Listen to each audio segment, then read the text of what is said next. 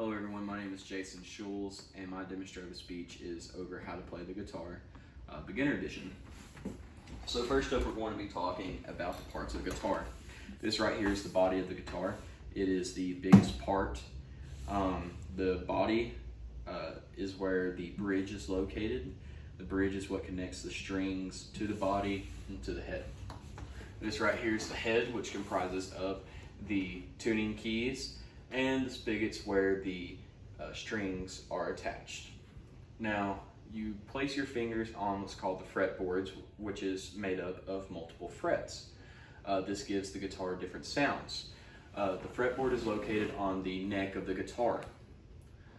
Each of these parts have a different value, but each are all important in order to make this instrument sound so beautiful. Next, we have proper form. Now, if you are right hand dominant, then you're going to be holding the guitar like I am here. You're going to use your right hand to play the strings, and you're going to use your left hand to use the fretboards to make different chords and play different notes. So, now if you're left-handed, of course, then you're going to, most of the time, you're going to be playing with your right hand on the fretboard and your left hand playing the strings. Now, left-handed guitars are less common than right-handed guitars, so they can be more expensive. And left-hand guitarists are actually a lot less common than right-hand guitar players. A famous one that you all may know is Kurt Cobain himself. So now, with proper form, you want to make sure that you're sitting up straight. You want to have your crook of the elbow kind of pressed up against the guitar, so that way you can reach the strings right. And you always want to make sure that your hand is curved, so it's not laying horizontal with the rest of your arm. It makes it easier to reach around and grab the strings and to make sure that you're pressing down properly. So that's the proper form. Next, we'll be going over basic chords. Now, a lot of beginners, they will just hammer out some weird noises on the guitar that don't even sound human, but it happens. And the most basic chords that they learn after that are the E major chord, the G major chord, the D minor, the A major, and also the C major. So these chords are pretty much the most beginner chords.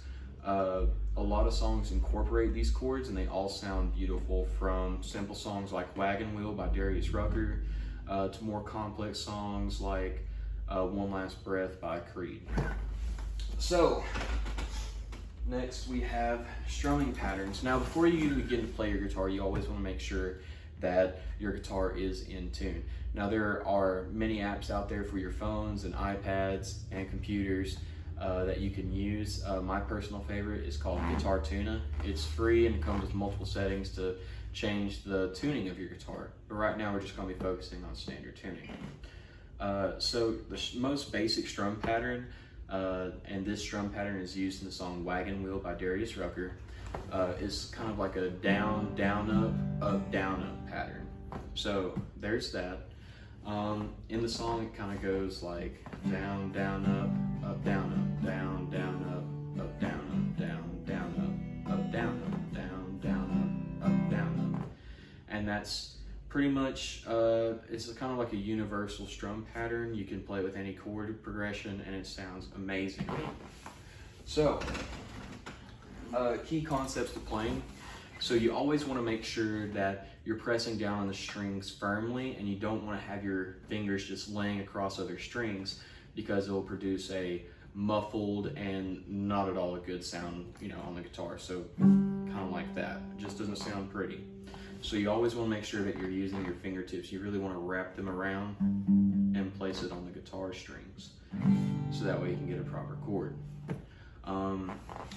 So next we have consistency. So consistency is one of the most important aspects of playing guitar. It doesn't really matter how much talent you have. If you're consistent enough, you can be as great as Slash. You always want to make sure that you schedule, a couple hours out of your day, maybe 5-6 days a week, to play and to get better. And you are going to run into some slumps. I know I did my first year of playing, and I've been playing for 8 years, and I still run into them. But that's just part of the learning process. And as time goes on, Your fingers are going to get callous, so it doesn't hurt to play as much, and you're just going to sound generally better, and people are going to want to hear you play at that point.